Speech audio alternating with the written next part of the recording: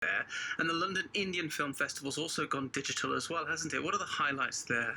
Absolutely. So the London Indian Film Festival actually began last night and goes on for the next 10 days or so. And there's loads of things going on at the London Indian Film Festival. I mean, for me, this is really odd because I've been attending the London Indian Film Festival for like the last 10 years now. And there's always these really great, exciting events that take place, big premieres. Last year, Anubhav Sinha's Ayushmann Khurrana film, Article 15, premiered at the London Indian Film Festival. No such premiere events that we can actually go to this year, but certainly premieres that we can watch on their streaming service, which is LIFF@home.com. So the opening film is called Bariksha. That screens this Saturday evening. And then throughout the festival, you've got In Conversation events with Ayushmann Khurrana, Vidya Balan, Shabana Azmi, Deepa Mehta, Meera Nair, Frida Pinto, real A-list names, including Adil Hussain as well, who stars in Bariksha.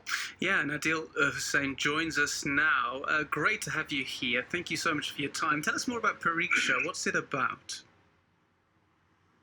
Well, Pariksha is a film on a couple who belongs to the poorest of the poor class of India, who dream to educate their son in a good school, that is private school.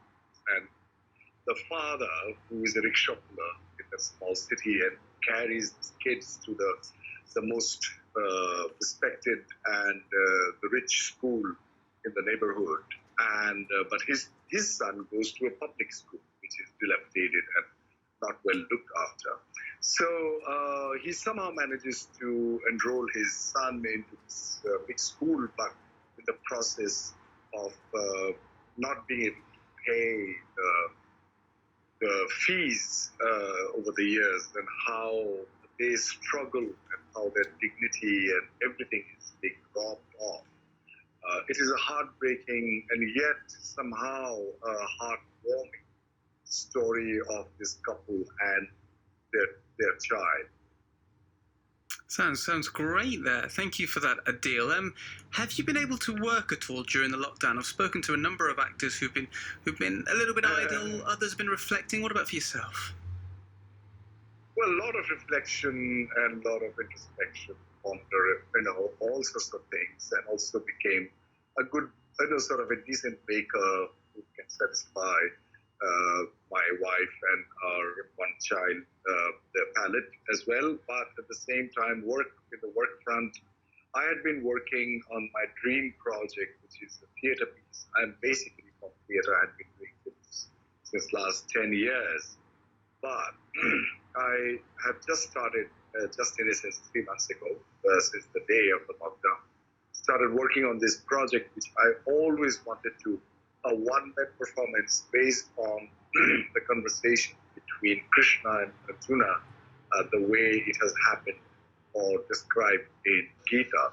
So I'm virtually working with my writer, director, mentor, friend every day.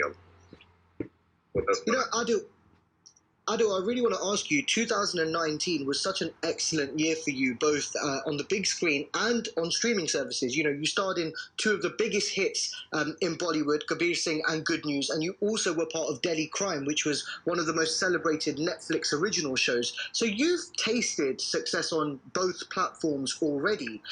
There are lots of Bollywood stars right now who are struggling to come to terms with the fact that their films are no longer going to be seen on the big screen, that they're going to go straight to streaming services. Why is that such a big deal for these stars? I personally can't understand it, considering in the West we see so many A-list stars have their projects go straight to streaming services.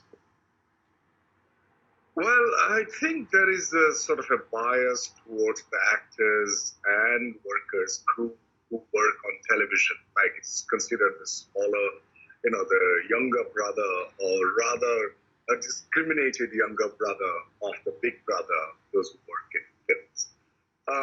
So I guess there is the ego issue. I don't know, and that's what I can guess, that there is a sort of a fall from status kind of a situation for the actors to work in small screen, because the big screen is so much more celebrated in the heartland of India, even in the single screen cinema halls across the country.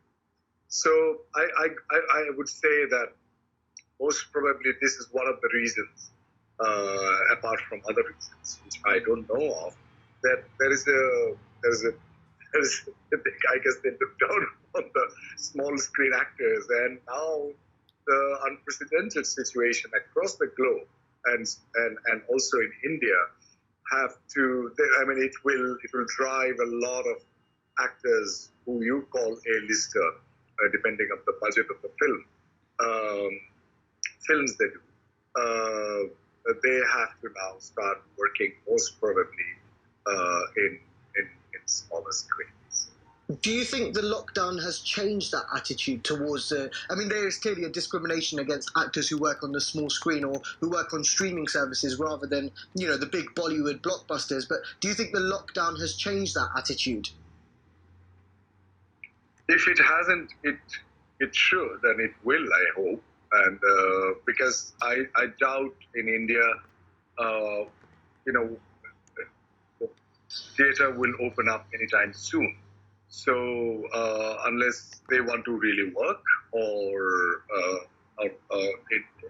for OTT platforms, or in this kind of formats, the platforms and delivery system, they have to wait for theaters to open up, and I doubt when will that happen.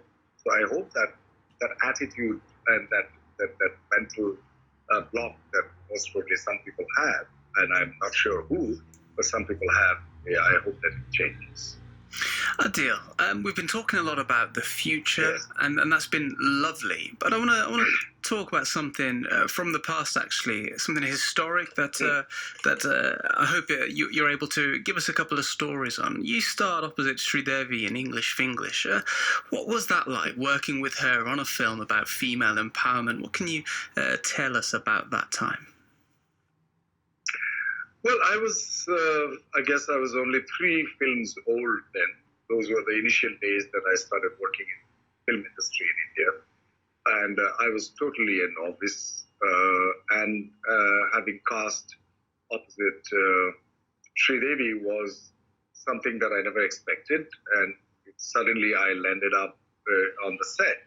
And it was overwhelming as well, because I saw Sridevi all my teenage days, and she's my age. So by the time she first acted in films, I guess she was 13 or 14 years old. So I watched her when I was a teenager, and one of the films that I watched, and one of the first and most probably amongst the few that I watched Sridevi's film, that film called Sadma, was extremely, extremely moving and deeply touching. And I remember not eating for 2 days. I was so moved and touched and sad. So when I met her for the first time on the set, I told her that you did not let me eat for 2 days. That was my first conversation, first words which came to my mouth. And I had spoken out. And so that was very touching for her as well. At the same time, she always treated me with a lot of affection and regard, because I guess she has this attitude of respecting her co-actors, and she's an amazing human being as well, because that's how she is a very good actor, because she's extremely sensitive. She's fantastic. Lovely to hear you talk a little bit about Sridevi there, and what it was like to meet her, and how she was with you. It's beautiful there, Adil. Thank you so much for your lovely words there. Why don't you, if you don't mind, tell us a little bit more about your role in the upcoming Star Trek series? Well, I don't think I'm allowed to talk about the role and the Star Trek series. What I can tell you is that I'm in the 3rd season. And of Discovery, right? Yes. Yes, Star Trek Discovery, and it's going to start, I guess, broadcasting, telecasting. I don't know. Okay, if you can't talk to us a little bit about that, fair enough. But tell us what attracted you to the project, the role, and what's the sort of character that you're going to be playing? I can't talk about the character, but what I can talk about is that it was in a holiday that I was America. I was shooting for another film, and my agent called and said if I'm interested to audition for Star Trek. And so I did, and within a week's time, they said, "You got it." It was historical moment because I guess I'm the third or second, I'm not sure about it, Indian to be a part of Star Trek, and it is such a wonderful experience that the lead actor, the Sonequa Martin Green, she and I mostly have the scenes, and working with her was just absolutely fabulous because she is such a sensitive, an extremely warm person. And they asked me to say a few words because they introduced they introduced me to the entire cast and crew, and they asked me to say a few words. So I said that I grew up in a town where newspaper used to come 3 days later after it was published, and here I am crossing the galaxy. So it was really overwhelming, very, very, very, very worthwhile experience. You know, Adil, it's clear that you've managed to make a successful career in Bollywood, in mainstream Bollywood, in art house, independent cinema in India, and across in the West as well. But I want to ask you about your struggles of penetrating that mainstream Hindi film space because, you know, as we all know, the death of actor Sushant Singh Rajput has again sparked a conversation around nepotism. You know, I don't know if that conversation is fair when talking about Sushant's career, but it's definitely started that conversation again about how some actors have an unfair advantage in getting their big break and sustaining a career in Bollywood. I want to know about any experiences that you have to share about whether you felt victim to nepotism in Bollywood at all and how prevalent it really is. See, nepotism is something which is very complex situation. I don't think it's as black and white as that. I had been always an outsider. I still live in New Delhi, and I only go to work if at all the film is being shot in Bombay, I only go then. I don't go to premieres. I don't go to the parties or award ceremonies, except for two that I have so far in my life went. The other point I want to make is that, for example, the great musicians of Indian classical classical music in India, like Saad Ali Khan, Hari Prasad Chaurasia, or other musicians, Ravi Shankar, their children are also musicians. So if you grew up in a household, you have an extra advantage because you end up meeting people, you end up learning things that without even knowing that you are learning. I would call nepotism when a person in a powerful position would push their children or whoever they like or relatives, in spite of the fact that they don't merit. Then I would call it nepotism. Otherwise, it's sort of an organicity which takes place, that you know somebody and you get to get the big break. But unless and until you are good at it, I don't think audience is going to accept it. Having said that, I would say favoritism could be a better word than nepotism. Because now, am I a favorite of any director? Maybe I am. I don't know. Am I a favorite of any producer? Maybe. I don't know. So there could be a lot of situations which could be called favoritism. That's if I was preferred more than another actor who is equally deserving.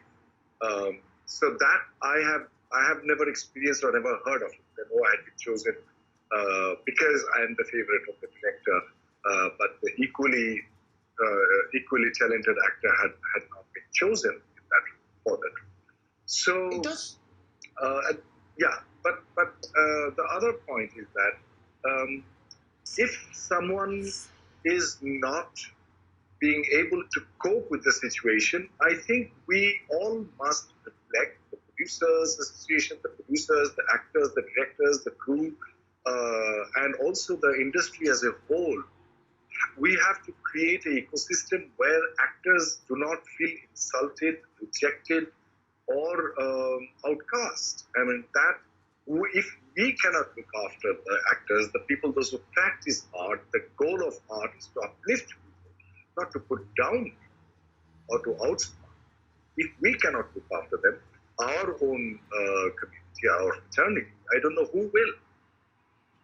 It does feel, though, Adil, like if you are not from within the industry, or if you do not have connections, or if you don't fit a certain conventional type of hero, and I mean here by stereotypical, good-looking Bollywood hero, if you don't fit that type, it feels to me like it takes that much longer for Bollywood to recognize your talent. I mean, we have spent a lot of time marking the legacy of Irfan Khan over the last month after he passed away as well. And when I looked at his career, to me, it feels like it took for Hollywood to recognize Irfan Khan, for mainstream Bollywood to sit up and pay attention. And I almost feel the same with you. You know, yes, you did an English of English. Yes, you did a couple of mainstream films a few years ago, but it was after Life of Pi. It was after Love Sonia got its international recognition as well that we've now seen you appear in a Kabir Singh or a Good News. Does it feel like you have to fight that much harder?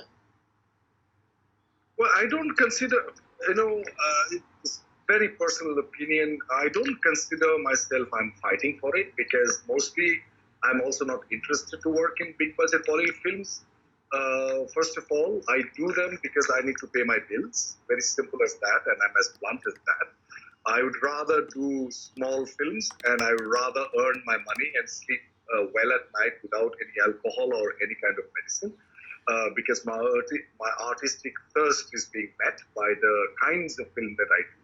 But if someone really wants to do, like people like Irfan, most probably he was in Bombay and he wanted to get into a break into commercial Bollywood films, yes, I would say that Nasiruddin Shah and Om Puri and Pankaj Kapoor, these people are the trailblazer to break into the system, which is sad because the idea of a hero, the idea of a protagonist in India had been associated with good-looking, fair-looking, fair-skinned, fair-skinned woman or a man, which I think, like for example, I am known as a character actor, which is ridiculous. I'm just an actor. There are three kinds of actor: personality actor, character actor, and demonstrative actor in the acting world. Character actors are those who can sort of bend or modify their personal characters to suit or to fit into the role. Personality actors, most of the actors in the world are personality actors, those who bend the character's personality to fit their own personality. So most of the actors are like that, apart from very few. And putting on weight or putting on a mustache is not changing your personality because those are cosmetic surgery. Of course, yes. But to change the software, that's the time that the actor becomes almost unrecognizable, in spite of not having mustache or extra mustache or long hair. Adil, thank you so much for your time. It's been fascinating, a real insight into acting, the industry, and also what you've got coming up as well. So thank you very much. That's Adil Hussain there, star of Pariksha, which is being premiered at the London Indian Film Festival. And if you want to catch it after the premiere at the London Indian Film Festival, it will also then be on Z5 as well, so definitely check that out. It's coming up to 12:30 here on The Big Debate.